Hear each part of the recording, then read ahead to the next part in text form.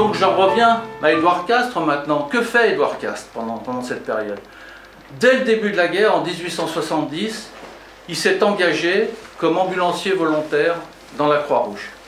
Avec deux amis médecins, ils ont acheté, d'après Hautecoeur, ils ont acheté un cheval et puis une ambulance.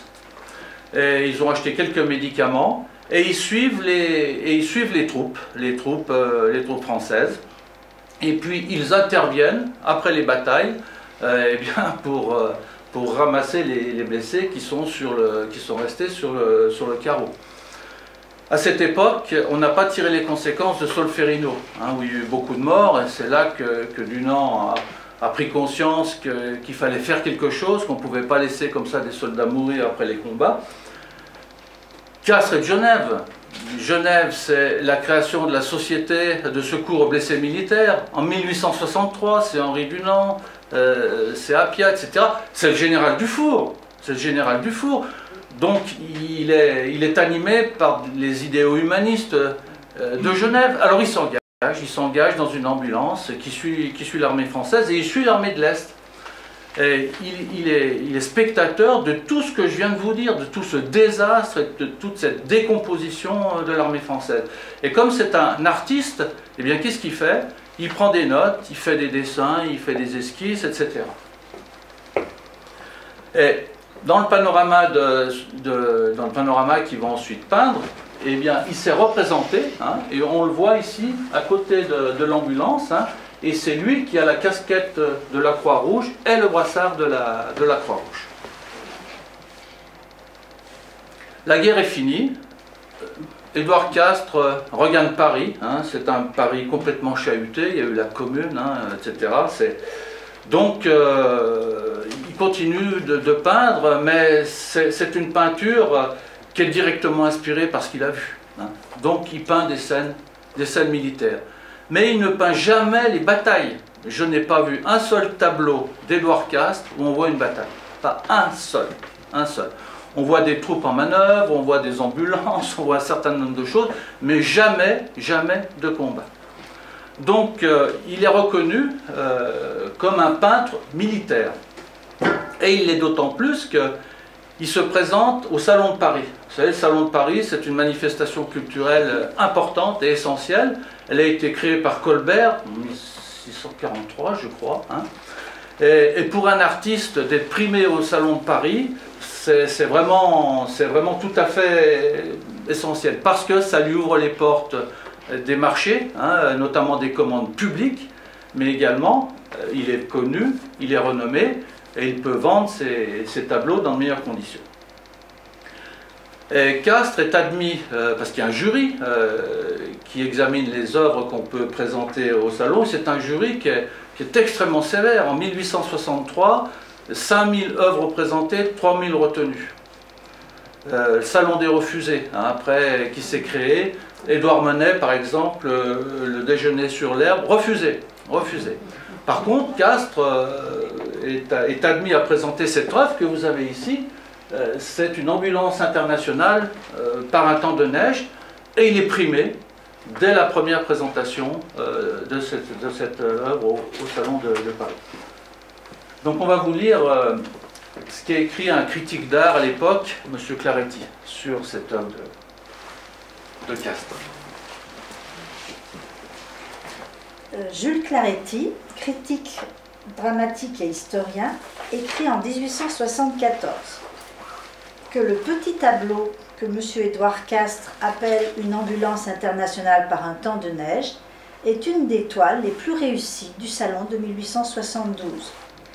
Il fait ensuite une description très précise de l'œuvre et porte une appréciation sur son auteur.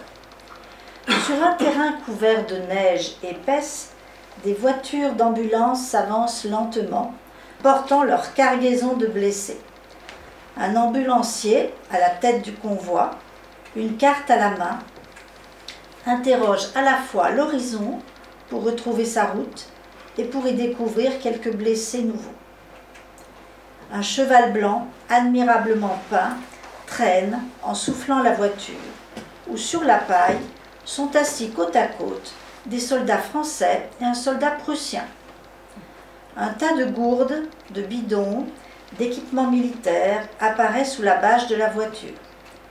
L'ambulancier se tient assis sur un des brancards. Derrière marchent des chirurgiens et des blessés qu'on soutient. Un paysage d'hiver, roux et fondu en teinte grise dans le brouillard, sert de cadre à ce convoi. Ces physionomies diverses des personnages, l'attitude de la voiture, les terrains couverts de neige, l'horizon, tout est peint avec une grande vigueur, et ce petit tableau laisse une impression d'œuvre calme et solide. Monsieur Castres, élève d'un élève de Meissonnier, Monsieur Zamacoïs, peint avec plus de force que les artistes de cette école. Voilà qui est bien dit concernant cette œuvre de Castres. En 1874, il présente cette fois-ci 3 tableaux et il est à nouveau primé. Il a une médaille d'argent. Et en fonction du règlement du concours, il ne pourra plus présenter des œuvres au concours, mais par contre, il sera admis chaque année à présenter au Salon de Paris le fruit de son travail. Et il le fera jusqu'en 1901, l'année qui précède sa mort. Donc ça veut dire que c'était, à Paris déjà, un peintre reconnu. Alors il y a un autre événement important qui se passe ici à Genève. Genève a une petite rotonde avec un petit panorama, mais il y a une personne qui s'appelle, voilà, ici, Monsieur Benjamin Henneberg, qui est un entrepreneur genevois. Il est marbrier à la Jonction. Il a l'idée de construire une rotonde à Genève, à plein palais, pour exposer des panoramas. C'est une opération commerciale, hein, parce qu'à l'époque, le panorama, c'est le premier mass média du 19e siècle. C'est le premier mass média. Il a été détrôné ensuite par le cinéma. Donc, ces panoramas qu'on présente de ville en ville, ce sont surtout des opérations commerciales. Henneberg s'associe avec une société belge qui est spécialisée dans ces panoramas. C'est la Société des panoramas de Marseille, Lyon et Genève. Et ils vont construire, sur un terrain qui appartient à M. Henneberg, ils vont construire une rotonde à plein palais. Alors ici, je vous ai fait, c'est une reproduction d'une coupe, d'une rotonde type, c'est pas celle de plein palais, mais c'est pour vous expliquer un peu ce que sont que ces panoramas. Alors, le terme panorama veut dire vue qui embrasse tout. Vue qui embrasse tout. Donc, on construit une rotonde, c'est un bâtiment circulaire qui fait sur sa coupole en haut 40 mètres de hauteur.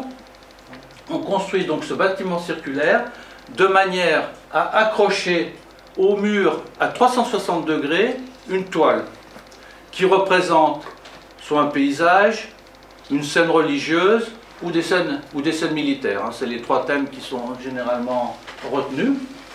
Et il faut que le spectateur soit au centre de l'œuvre.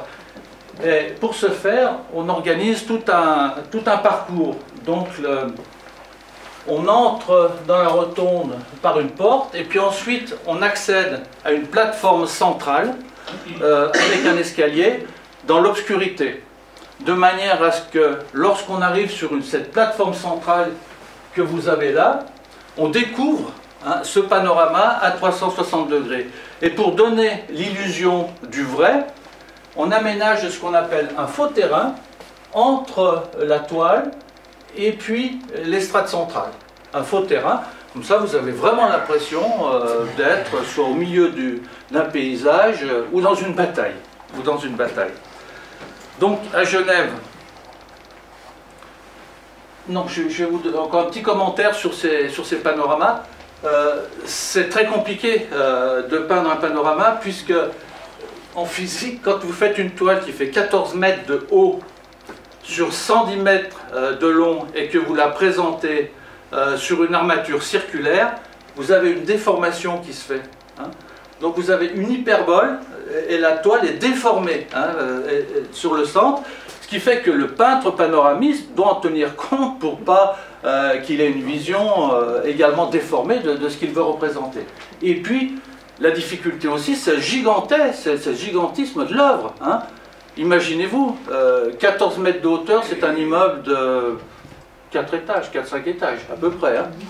Et puis 110 mètres de long, circulaire. Vous voyez, c'est quelque chose de colossal, ce qui fait que les panoramas, et Marc Steder l'avait bien expliqué l'autre jour, c'est un travail d'équipe, hein, avec un peintre qui organise tout ça, qui assure l'unité de l'ensemble, et puis des aides qui sont là pour peindre avec lui ce panorama. Donc, Henneberg décide de construire ce panorama à plein palais, mais il faut trouver un sujet. Je pense que c'est lui qui a imaginé de représenter cet internement de l'armée indûment dénommée des Bourbaki, puisqu'on a vu que c'était Clinchamp qui avait tout fait. Hein. C'est lui qui a retenu le sujet, probablement au motif que, comme c'est une opération commerciale, qu'on va présenter ceci à Genève, c'est une garantie de succès, hein, pour le public suisse notamment, puisque les Bourbaki ont été internés dans 188 localités, dans toute la Suisse, sauf dans le Tessin qui était inaccessible puisque c'était l'hiver. Donc 188 localités ont vu arriver des Zouaves, des Turcos, des chasseurs d'Afrique, de l'infanterie, des cuirassés français, etc. Donc pour la Suisse, ça a été un événement majeur, et c'est un événement qui appartient à l'histoire suisse. Donc le choix de l'internement, c'est probablement justifié par l'aspect commercial des panoramas. Mais à contrario, si on représente ce panorama défaite de l'armée française, cuisante de l'armée française, eh bien le panorama, on ne pourra pas le faire tourner, il ne pourra pas aller en France, parce qu'en France on est mieux montré l'héroïsme d'Enfer Rochereau à Belfort, ou je ne sais pas trop quoi, des batailles gagnées par la France qu'une défaite cuisante et l'internement. Donc le choix, c'est Henneberg qui le fait, et il se dit, mais qui peut peindre ce panorama? Il y a deux candidats potentiels. Il y a Castres, bien évidemment. Hein. Castres, il était dans une ambulance, il a suivi l'armée de l'Est, il a fait des croquis, etc. Et il en a parlé quand il est revenu à Genève, de ce qu'il avait vu, hein, bien sûr. Et il y a un second candidat qui est Auguste Bachelin. Auguste Bachelin, c'est un peintre neuchâtelois qui, lorsqu'il a appris que les Français étaient en train de se rapprocher de la frontière suisse, aux Verrières, il est monté. Il a pris son calepin, il a pris des crayons, et il est allé à la rencontre des gens et des Français, il a pris des notes, etc. Et il a fait de magnifiques dessins, et il a publié en 1872, je crois, un petit fascicule, notes sur l'armée Bourbaki, où il y a toute une série de dessins fort bien faits. Mais c'est plutôt des représentations pathétiques. C'est pas ce que voulait Henneberg. Et par rapport à la Suisse, sa tradition de neutralité, etc., la peinture de Castres est mieux adaptée. Mais Castres n'est pas un peintre panoramiste. Hein, il n'a jamais fait de panorama. Alors, qu'est-ce qu'il fait? Il retourne en 1876, il retourne aux Verrières, où il passe tout l'hiver à l'hôtel de ville, hein, des Verrières, où il parcourt la vallée pour prendre des notes, pour s'imprégner un petit peu de ces paysages enneigés, pour recueillir des témoignages. Il fait des croquis, des esquisses, etc. Il reste de longs mois aux Verrières. Et puis ensuite, il faut imaginer un certain nombre de scènes qu'il va mettre sur ce panorama. Il était témoin, hein, de tout ceci, donc il ressort un petit peu ses notes, et puis il fait des esquisses. Il fait des esquisses de toutes les scènes qu'il va représenter sur le panneau. Et certaines esquisses sont des peintures à l'huile. Sont des peintures à l'huile de grande qualité qu'on retrouve exposées dans certains musées suisses. Il a tellement le souci du détail qu'il va dans les abattoirs aussi pour voir les chevaux, etc., les chevaux morts. Il achète des armes, il achète des uniformes. Il veut vraiment faire quelque chose qui corresponde le mieux possible, à ce qu'il a vu. Donc vous avez sur le prochain slide la fameuse rotonde construite à plein palais par Heineberg. On la voit ici sur un tableau qu'on retrouve dans la salle d'honneur de la mairie de Plein Palais. C'est un tableau de Simon Durand. Et vous voyez la rotonde tout au fond, là-bas, hein, avec sa masse imposante et surprenante quand même. Hein, parce qu'en termes d'architecture, c'est vrai que c'est quelque chose d'assez massif. Hein. Et puis, je vous ai parlé tout à l'heure, hein, je vous ai dit que la réalisation d'un panorama, c'était un travail d'équipe. Donc Castres s'entoure de peintres. Il est à Genève, et probablement que Barthélemy même lui a dit, mais moi j'ai aussi de jeunes pousses là à l'école des Beaux-Arts, il faut les associer, etc. Donc on retrouve beaucoup de peintres genevois hein, qui ont comme lui été à l'école des Beaux-Arts. Donc il y a Dufaux, il y a Dunki, il y a Van Minden, il y a aussi 2 peintres belges et 2 peintres français qui viennent compléter l'équipe. Et puis il y a Audelaire. Il y a Audelaire qui est tout jeune, hein, qui est à l'école des Beaux-Arts, et puis qui ne voulait pas venir. Il ne voulait pas venir parce que c'est la peinture commerciale. Il a même écrit je crains que Castres m'appelle, la toile étant mise au carreau. Hein. On avait mis sur la toile tendue déjà les carreaux, de manière à reproduire les esquisses de Castres. Hein. Et puis finalement, parce qu'il faut bien vivre, il accepte, il est intégré donc, dans l'équipe de Loire-Castres, et on dit que c'est lui qui va réaliser la peinture du bataillon bernois qui arrive dans la plaine des Verrières que vous avez là, et Castres,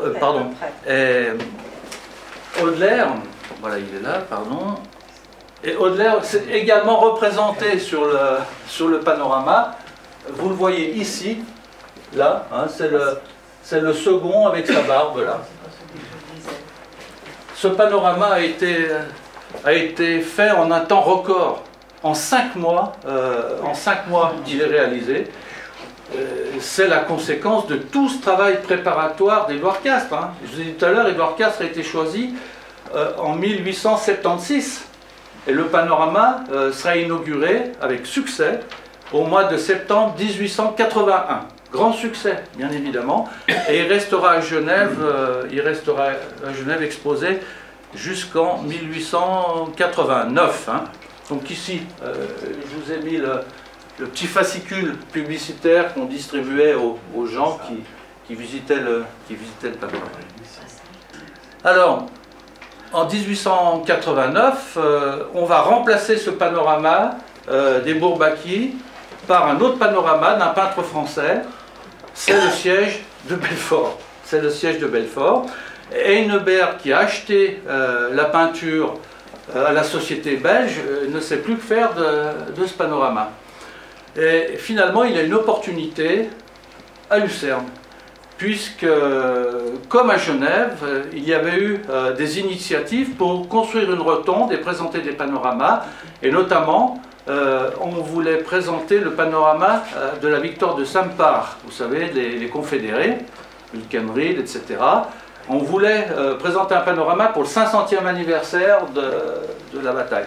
Et puis on n'a pas trouvé le financement. Et finalement, Heineberg a acheté le terrain à Lucerne qui était prévu pour la rotonde. Il a financé la rotonde et il a transféré par un train le panorama Bourbaki à Lucerne, où on peut encore le voir aujourd'hui. Donc je ne vais pas vous commenter toutes les péripéties hein, du panorama à Lucerne, hein, parce qu'à un moment, sa fréquentation diminuait, donc on a décidé de créer au pied de la rotonde un garage, ce qui fait qu'on a supprimé, sur les 14 mètres de hauteur du panorama, on a supprimé 4 mètres de peinture, on ne sait pas ce qu'elle est devenue. Bon.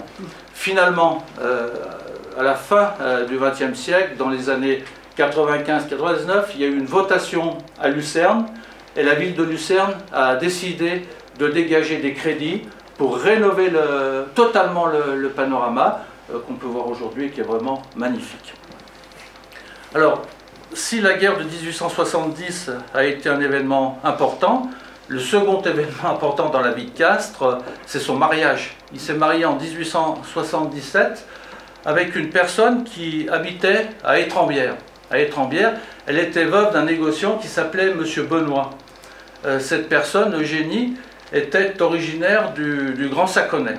Donc Castres, Marie-Eugénie, et vient s'installer dans sa maison à Étrembières.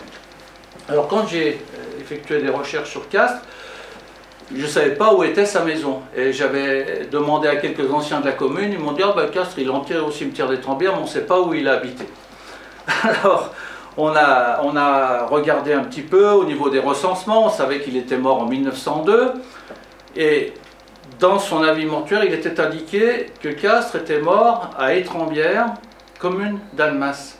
Donc on a regardé sur la commune d'Annemasse, et on a trouvé sur le cadastre d'Annemasse la maison d'Édouard Castres, qui est à Étrembières, que vous voyez ici, mais sur le territoire d'Annemasse. C'est un hameau d'Annemasse qui est en rive droite de l'Arve, alors que la commune d'Étrembières, où il est enterré, est en rive gauche. D'où la confusion. Donc, Édouard Castres est mort à Annemasse, hameau d'Étrembières, mais a été enterré à Étrembières, voilà, la commune d'Étrembières. Donc ça a été toute une recherche, et finalement, en croisant des documents cadastraux avec des cartes postales, on a retrouvé la maison de Castres, qui avait été construite, si vous connaissez le pont d'Étrembières, vous avez, quand vous arrivez du chef-lieu, vous avez la Migros, vous franchissez le pont pour direction Annemasse, et sur la gauche, vous aviez avant ce pâté de maison-là qui a été démoli pour permettre des aménagements de voirie. Et la maison de Castres, c'est celle-ci, c'est la grande maison blanche, où Édouard Castres a vécu 25 ans. Donc il est passé de Paris, où il avait un succès certain, à Étrembières, et comme il avait charge de famille, son épouse avait un enfant de son premier mariage, puisqu'elle était veuve, il fallait donc nourrir toute cette belle famille, et Castres a décidé de rester à Étrembières, comme je vous l'ai dit, 25 ans. Donc vous avez sur le slide suivant, voilà, la maison, voilà l'emplacement de la maison d'Édouard Castres, qui est ici, où il y a les voitures. Aujourd'hui, c'est un lieu de trafic automobile intense, mais à l'époque, c'était probablement un petit lieu charmant. Il y avait un petit bistrot, il y avait un épicier, j'ai retrouvé tout ça sur le cadastre. Donc vous avez, sur le slide suivant, Édouard Castres qui est dans son atelier à Étrembières, et vous voyez que tout ce bric-à-brac dont je vous parlais tout à l'heure, il a acheté des épées, il y a des fusils, il y a un petit canon miniature, etc. Comme il faisait beaucoup de peinture militaire, il s'inspirait un petit peu de tous ces modèles-là. Et puis, je vous ai mis à côté l'avis mortuaire de Castres, qui est paru dans le journal de Genève, où il annonce sa sépulture au cimetière d'Étrembières. Et vous remarquerez qu'il y a un autre nom après la famille, c'est le nom de Timothée Piguet, qui était son ami, et c'est avec Timothée Piguet qu'il a peint les frises de la salle des rois de l'Arquebuse. Et Timothée Piguet figure donc, il annonce avec la famille, aux côtés de la famille, le décès d'Édouard Castres. Journal de Genève, 7 juillet 1902. Castres, devenu chef d'une famille nombreuse, vécut pour les joies domestiques. La mort est venue le prendre à 64 ans, en pleine vigueur apparente. Tout récemment, il avait été très affecté d'un déboire qui lui fut infligé, et il avait prononcé des paroles de découragement. Mais il s'était promptement remis de cette alerte, et rien ne laissait supposer que la fin fût proche.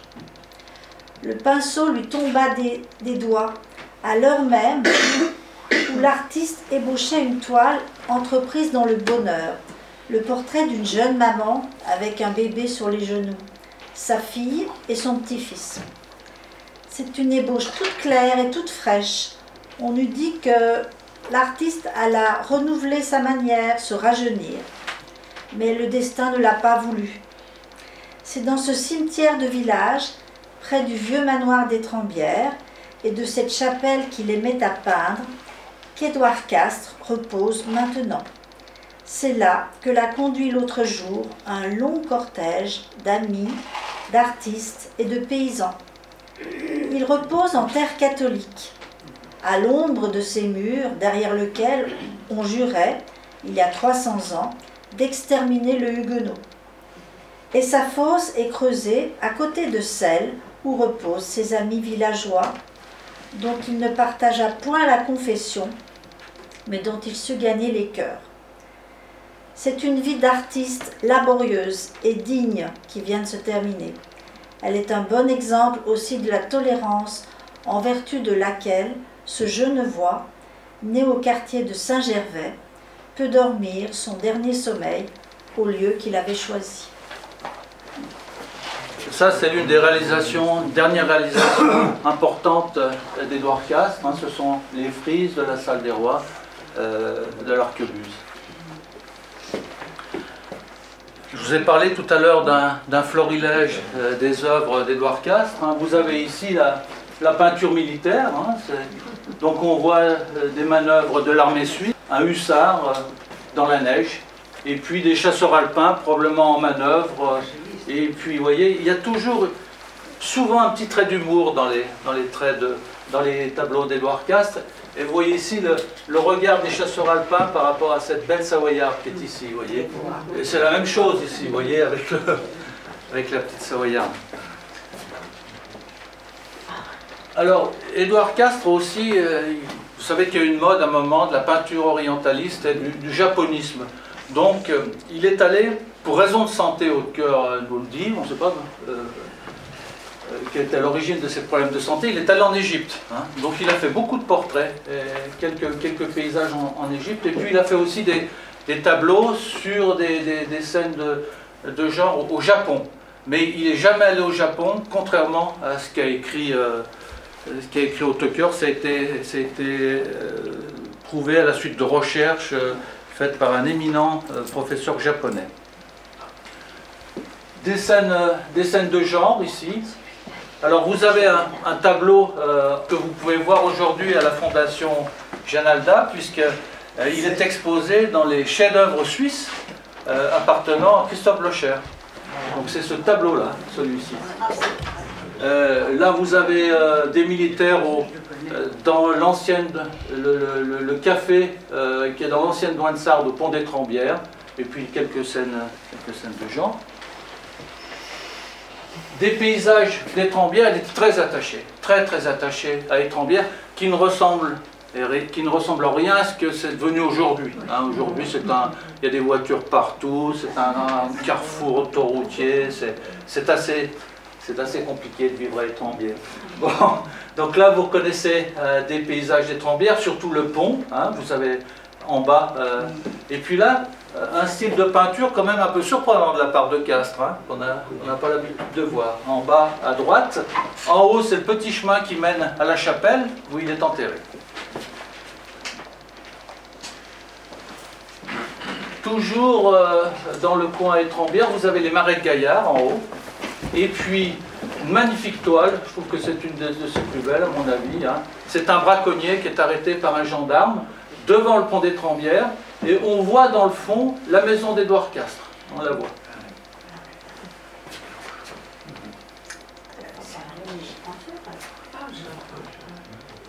Ce sont deux moines qui sont en train de se reposer devant le château d'Étrembières, qui n'a pas changé, qui a toujours cet aspect. Alors, il a aussi peint ce qu'on appelle des moineries. Alors, c'est toujours très drôle. Là aussi, il y a toujours un petit trait d'humour qui ressort. Là. On le voit avec un moine assez décontracté sur la droite, là, qui se repose, qui lit.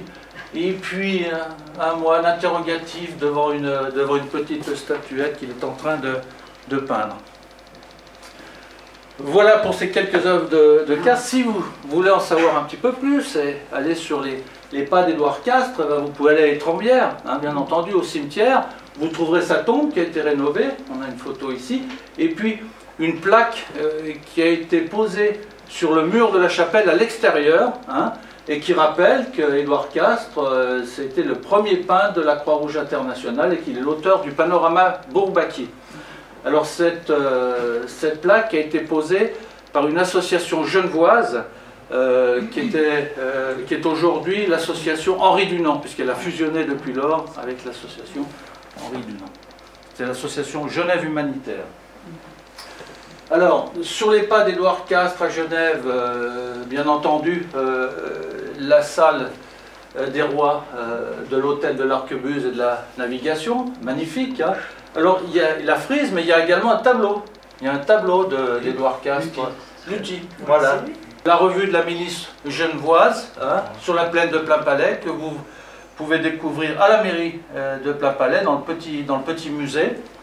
Là vous voyez, le seul geste de violence qu'on voit, c'est un soldat de la milice qui essaye de chasser un chien. Vous voyez, c'est pas bien violent. Et puis la porte du panorama, qui était à l'entrée de la rotonde de Plainpalais, et qui est aujourd'hui exposée place des 22 cantons quand vous allez à la gare. Hein. Alors voilà, c'était la porte d'entrée de la rotonde de Plainpalais, et qui est ensuite la porte d'entrée de la rotonde de la Jonction, qui est devenue porte d'entrée du bureau de poste de la Jonction, et puis qui est maintenant magnifiquement mise en valeur, moi je trouve, sur la place des 22 cantons. Et puis, Lucerne. Lucerne, si vous n'êtes pas allé à Lucerne, allez voir le panorama, ça je vous assure, c'est extraordinaire, extraordinaire. Allez voir le panorama. Hein. Et puis, vous n'oublierez surtout pas d'aller aux Verrières, parce que vous comprendrez, vous imaginerez un petit peu ces 40 000 soldats qui sont rentrés aux Verrières, en tout, 88 000 en tout, aux Verrières 38 000 et 40 000. Hein. La nuit c'est moins 22. Moins 22. Vous voyez les chasseurs d'Afrique avec leurs uniformes, etc. C'était ça. Et il faut rendre un hommage particulier à toute la population suisse de ces villages frontaliers qui a accueilli et soigné, donné à manger aux Bourbaki, qui s'est occupé aussi des chevaux qui crevaient de faim. Hein, la population frontalière du Jura suisse a organisé sa disette. Pendant quelques jours, ils n'avaient plus grand chose à manger, hein, ils avaient tout donné. Hein. Et puis tout ce qu'a fait la Suisse après, hein, pour accueillir dans ces 188 localités les Bourbaki. Sachez que tous ces internés touchaient le même pécule, la même solde que les soldats suisses. Hein. Et ça, c'était pour qu'ils puissent bénéficier, puissent acheter un peu de tabac, peut-être de boissons. Et ça permettait d'éviter que des soldats entre eux s'énervent un petit peu.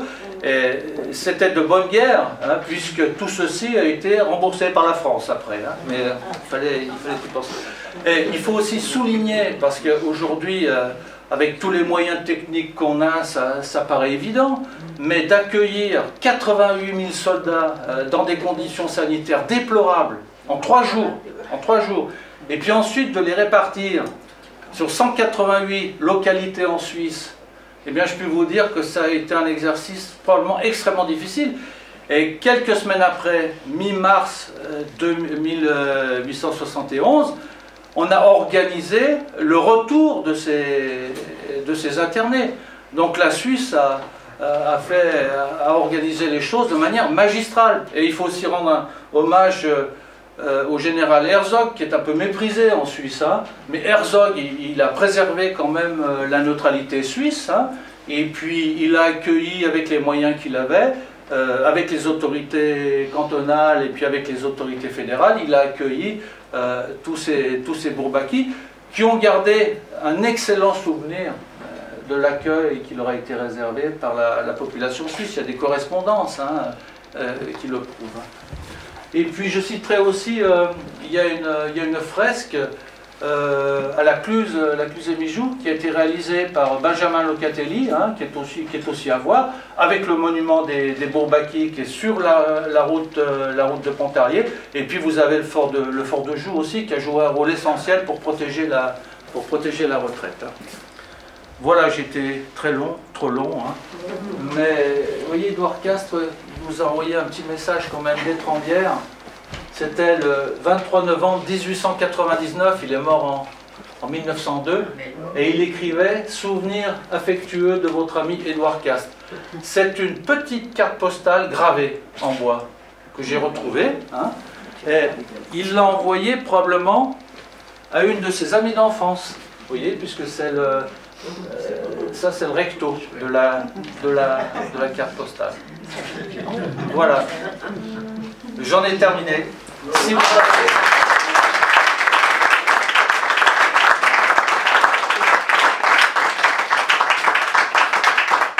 Merci à Pierre Boson pour cette magnifique exposé. Un petit souvenir de la maison du four. Et puis je vous laisse la place aux questions.